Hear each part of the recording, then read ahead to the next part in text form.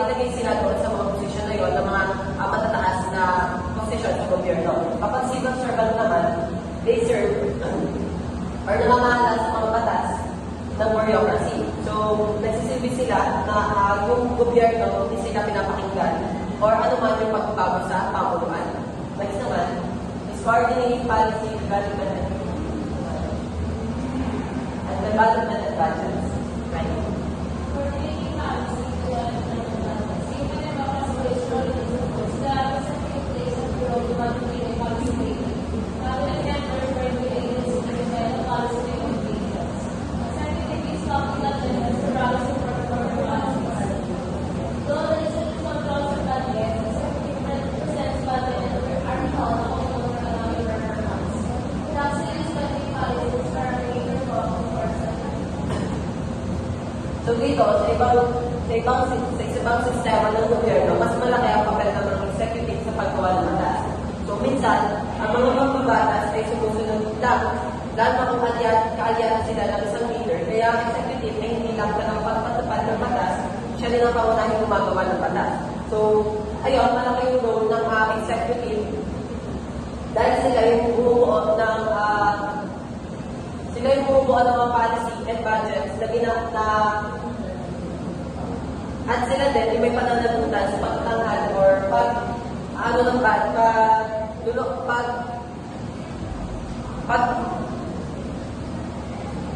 pagbibigay ng budget sa iba't ibang departamento sa gobyerno.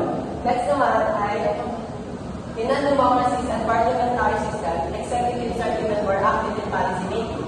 In parliamentary systems, legislators may have input or act as a rubber stamp, especially when a single party controls parliament. Executives often act as chief legislators, ensuring their policies pass, while the legislature fully controls lawmaking, executive, and some systems. So dito, yung mga non-democracies daw, democracies and parliamentary systems, yung mga executive nila, yung bumubuo ng mga policy at mga policy development at yung mga pagbibigay ng budget sa iba't ibang gobyerno. So sila ay kadalasan nagiging chief legislators. So kumbaga, sila yung nagpapasa ng mga budget policy. Yun. Next naman is foreign policy task for executives. foreign policy task of executives. The chief executive leads the state in the foreign affairs, including diplomacy, treaties, and military decisions. Executive concentrates power over crisis management and economic, making decision-making more efficient than involving a large legislature. In some systems, the head of the state is a figurehead, while the head of government handles foreign policy, except in systems like the US, where both roles are combined. So pagdating naman sa foreign policy task ng executives, yung mga executives naman, sila yung nangunguna sa paggawa ng papel. So meaning, sila yung nagkakaroon ng mga batas. Sila yung dapat nangunguna. So madalas, or mas mabilis ang paggawa naman nilang sa mga desisyon, madalas mabilis sila mag-desisyon. Tulad ng pagdating sa crisis or negosasyon. So kaysa kung dito, tulad daw ng treaties at military decisions, ay madalas ay mabilis ang paggawa ng desisyon sa mga crisis at negosasyon kaysa kung maraming miyembro ang legislature ang masalan. Next naman is the use of military force is one of the most critical decisions a chief executive can make. In many countries, the executive commands the military, such as the U.S. President serving as commander-in-chief, the U.S. Congress can take member and regulate military spending, but it often differs to the president of war and peace decisions. In non-democratic or unstable democracies, executive struggle to control the military often rely on loyalty from military leaders. So ang executive ay same lang din, paulit-ulit ng kanina, may mahalagang papel ang mga executives pagdating sa government. And sila din, sabi dito, malaking desisyon, may nakapagod din sila sa pag-desisyon, galing or pag pinag-uusapan ng military force. So sa mga democratic country like US, ang mga president ay may malawak na kapangyarihan sa mga isyu ng digmaan at kapayapaan. So sa mga non-democratic diplomatic countries naman, ang mga executive naman, ang mga madalas umaasa sa mga loyalty ng mga military leaders upang mapanatili yung pagkontrol nila sa bansa.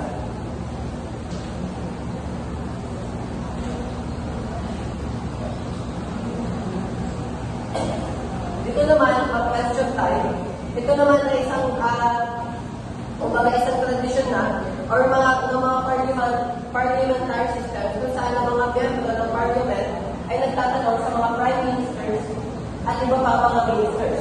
So, ang kasanayan ito ay mahalaga ang accountability at transparency pagdating sa gobyerno.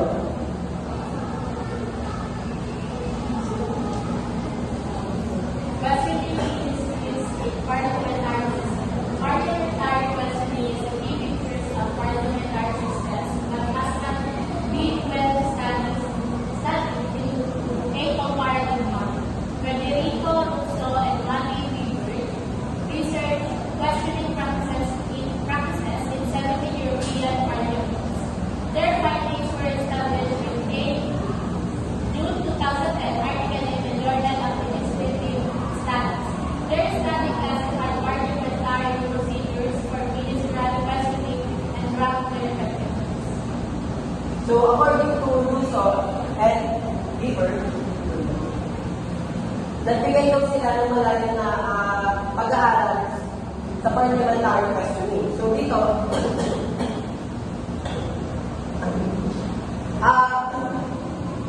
ito daw ay pamamaraan tungkol sa pagtatanong ng mga ministers sa mga parliamentary system. So, para question ng mga ministers yung parliamentary system. And with the parliamentary system also, parang kina-question din yung mga effectivity na ginagawa ng mga European parliaments or ng mga parliament systems. Next naman is the questioning ministers in parliamentary systems. Key differences identified include oral versus written questions. Kapag oral, sinasabi dito na ang mga batas ng buhay sa parlamento. Kapag written questions naman, ito naman ay sinasabit at sinasagutan. So, oral kapag binibigay kapag ito naman alam sulat. Next naman is the spontaneity of oral questions. So, dito naman, ibig sabihin, ang mga tanong ay maaaring itaas ng mga mababatas na hindi inaasahan at agad na sagutin ng mga ministers, kaya may mas mataas na pag-uusap tungkol dito. Next naman is the time allotted for ministers to respond to written questions. So yun, pinibigyan lang ng time yung mga ministers para sagutin yung mga sinabit na written questions. Next naman is Questioning ministers in parliamentary systems. First, they develop a skill to measure the potential for information gathering and political communication in their system. Confrontation was seen as a positive factor promoting livelihood. Sweden, Norway, and Finland had high potential for both information generation and confrontation. Systems with frequent coalition governments had different questioning procedures compared to majority party systems. So like the Sweden, Norway, and Finland, nagpapakita sila ng mataas na possibility or potential sa pagkuha ng mga information or sa mga political information at political confrontations. So dito, sabi dito, ang combination daw ay mas mahina at mas limitadong proseso ng pagtatanong na nagpapabagal sa mga talakayan kumpara sa mga majority party system. So dito, gumawa sila ng system para masukat ang mga potential ng isang system. So, yun yung nangyari. Kaya, mas tumaas mas parang mas naging mataas yung pag-confront ng mga bansang to doon sa sistema na yun.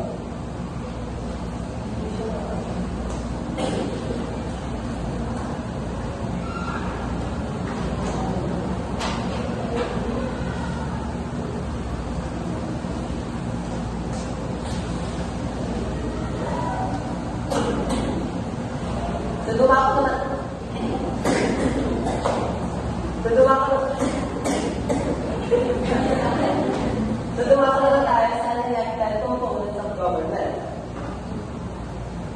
Sino gusto mo mas? Ay.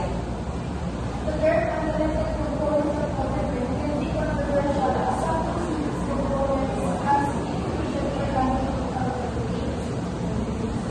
So dito, yung mga unelected components of government, sila yung mga tao na hindi binoto ng taong bayan. Yun. Ayun, ano naman? Sila yung mga taong hindi binoto ng mga taong bayan. Next naman is for so the three main components of government that are typically not directly elected by the people. So sa bureaucracy, sila yung mga experts or professionals na na-train sa position na yun sa government. Next naman is the military. Ito naman, professionals na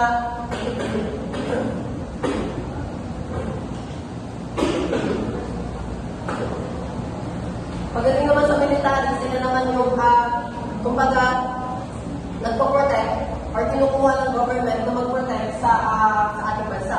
Then next, the judiciary naman, ito naman ay continuity even when elected leaders change. If they were elected into stability or favoritism based on policies instead of qualifications.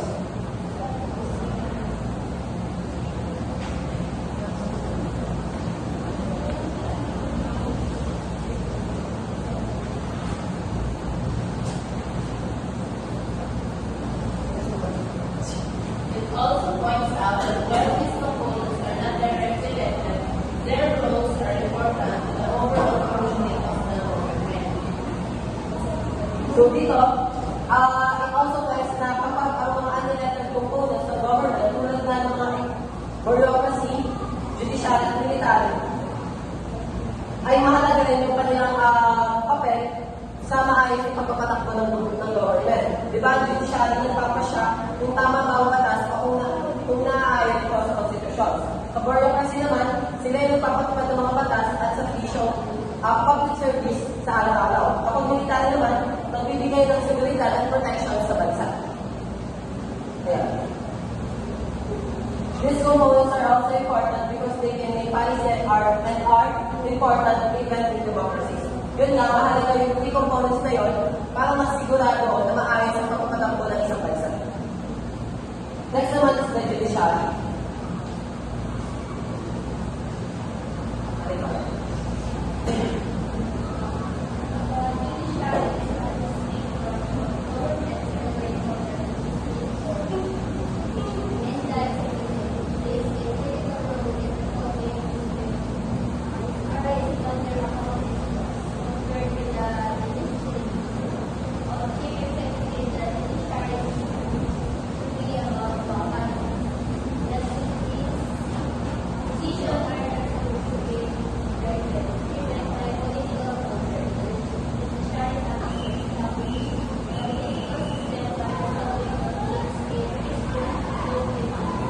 So, kapag judiciary na, sila yung nagpapasya kung tama ba ang batas na ginawa at naaayon sa konstitusyon.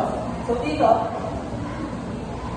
sa halimbawa, kung may hindi pagkakasunod tungkol sa isang batas o desisyon ng gobyerno, ang korte na bibigay ng muling pasya base sa konstitusyon at batas, hindi base sa popularity o politika ng mga tao na sa politika. Next naman is the judicial independence.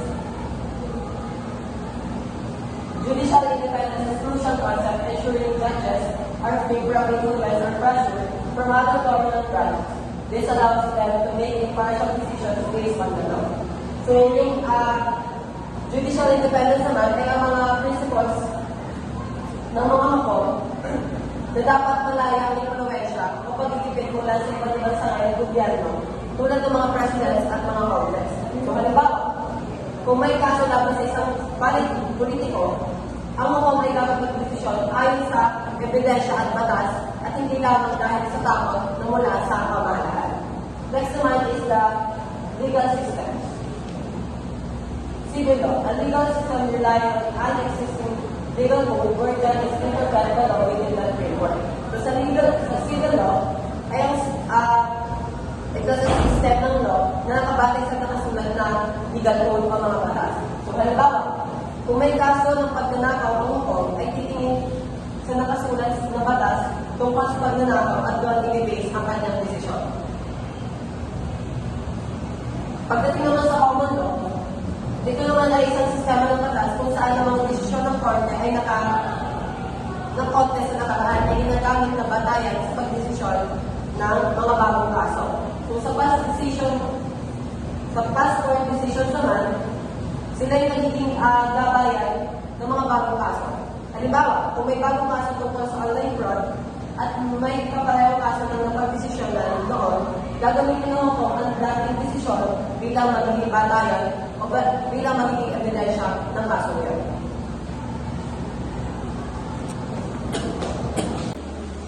So yun, really everyone, itutuloy lang natin ito the timeline of implementing policies and supervising the bureaucracy.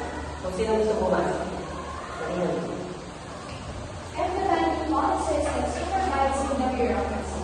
Cabinet, the chief executive and most important authority. The executive implements and administers government policy, but the task is too large for the executive alone. The bureaucracy, a body of unelected government officials, manages day-to-day state affairs. So sabi dito, yung mga kabinete ng government, sila yung tumutulong sa chief executive or sa leader ng bansa. Kapag hindi kayang gawin ng isang leader yung yung batas, at sila din yung nag-guide kung saan at sa paanong paraan gagamitin ang isinasubang batas. So sabi dito, may bureaucracy. So ito ay ang mga empleyado ng mga government na hindi halal. So sila, yung mga nasa likod na nagpapatakbo ng mga gobyerno tulad ng sa DILG, DepEd, DOH at iba pa.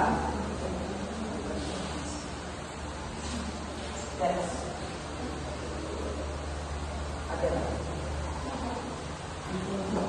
Implementing policies and supervising the bureaucracy. Ministers and agency heads oversee bureaucratic departments. The chief executives appoint and remove ministers, often requiring legislative approval.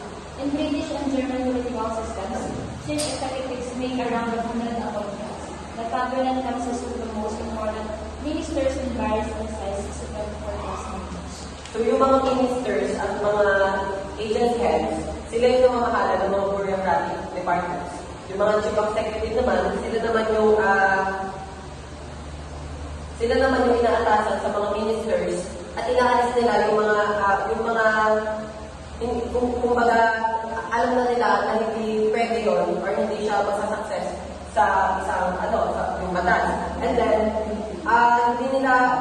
hindi nila kadalasang inaaprubahan yung mga mula sa legislatures. So sabi dito, sa mga sistemang politika like the British and German, yung mga chief executives ang gumagawa ng hindi kumulang matanda na appointments. So yung mga cabinet naman, pinupuno sila ng 6 to 24 plus na members.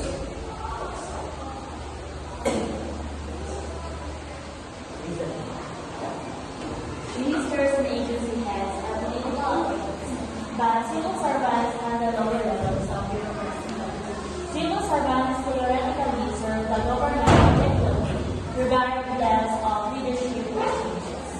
So yung mga presidents or ministers and agency heads, sila yung gumagawa ng mga plano ng budget, tapos ipinapasa nila ito sa Kongreso or Parlamento. So dahil sila yung mamukhahi na nangunguna, sila rin ang kadalasan sinisingil kapag maganda o pangit ang takbo ng isang ekonomiya. Coordinating policy and development and budgets. Right? In democracy, its revenues tools, the executive plays a role of budgeting and policy making. Government members